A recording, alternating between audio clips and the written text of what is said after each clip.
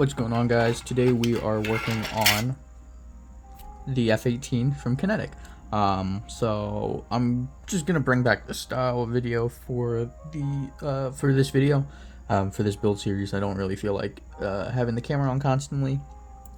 Anyway, so we are working on the cockpit. Everything's going together fine in here for now, pretty well. A little bit of flash under this part. There's a lot more flash on this kit than I remember. I've built a few of these now. And this one by far, I think this is getting a little long in the tooth, like I said in the review at some point. So one thing I've been playing around with is this part is a lot narrower than the top half. So let me try to line this up for you guys.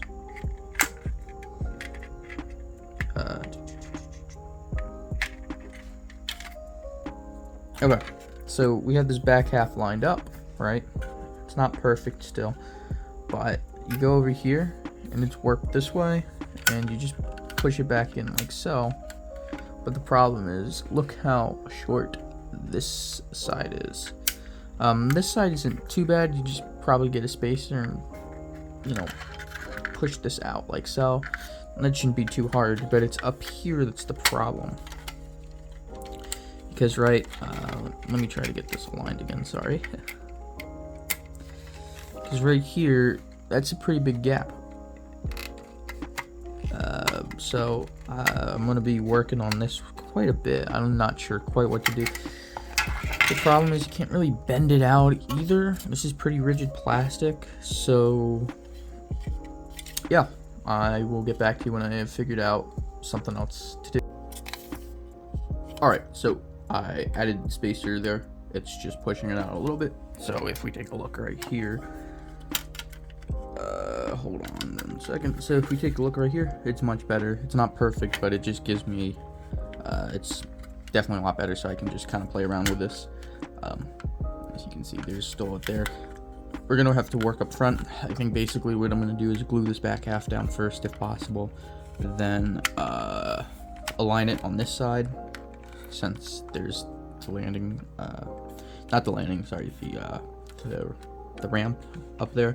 And then as you can see, there's that gap there, and what I noticed, it's pretty bulged out, so if you just push it in like so, you can get it in there. So that's what we're gonna do, so yeah. Alright guys, quick update, and I sort of made a mistake. So there's a photo I saw, I'll try to find it again, of this electronics bay opened up, so I decided to do it. I think it turned out okay. It's not great. I'm gonna have to come back in with some primer. So it looks okay. It's not perfect, but the problem is, like, if I just did this, that'd be fine, but the problem is I had to cut all this out. And it started off really well, started drilling this out, perforated it, cut it, and then all of a sudden it snapped. So I'm now having to fill in, and now we have this wavy thing right here from the drill bits that I'm trying to sort of fix. Luckily this is just filler, so I can just sand that.